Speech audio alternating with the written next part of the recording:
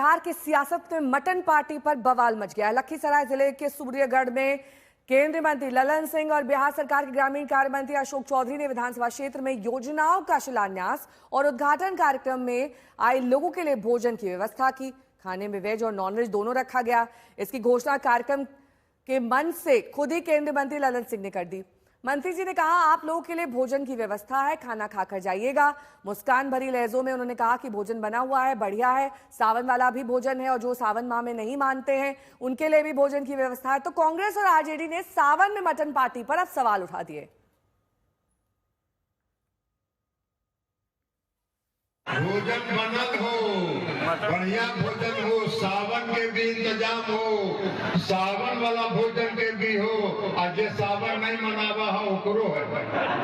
भोजन बनल हो, बढ़िया भोजन हो, सावन के भी इंतजाम हो, सावन वाला भोजन के भी हो, आज जे सावन नहीं मनावा हो ओकरो है।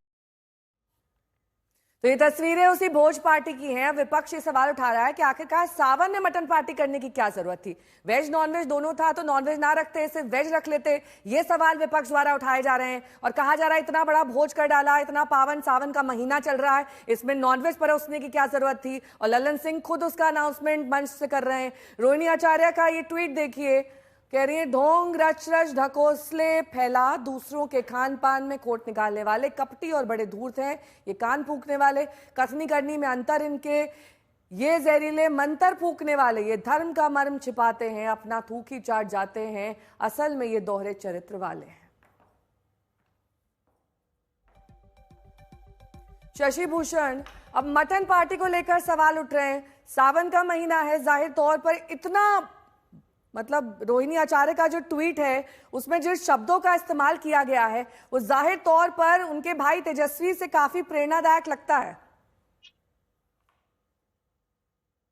नहीं, एक्टिव रहती हैं सोशल मीडिया पर। रोहिणी आचार्य एक्टिव रहती हैं। नेहा, ये आपको भी मालूम है, हमें भी मालूम है। लेकिन बिहार में चुनावी साल है तो जाहिर तौर पर सावन के महीने में अगर मटन पार्टी या मटन भोज का आयोजन किया गया तो विपक्ष उसी तौर पे जेडीयू के नेता सीनियर लीडर ललन सिंह और केंद्रीय मंत्री जो है ललन सिंह उनको घेर रहा है। क्योंकि हमको सबको याद होगा कि पिछले साल जब लोकसभा चुनाव हुए थे और जो नवरात्र का दौर चल रहा था उसमें तेजस्वी यादव ने वीआईपी के जो नेता थे मुकेश सहनी उनके साथ बैठ करके चौपर में मछली खाई थी नवरात्र के समय में, और उसको लेकर के बहुत सियासत हुई थी। तो इस वक्त आरजेडी के लोगों को ये लग रहा है कि अगर मटन पार्टी का आयोजन, मटन भोज का आयोजन ललन सिंह या जेडीयू के नेता कर रहे हैं सावन के महीने में तो इस पर उनकी घेरेबंदी की जा सकती है।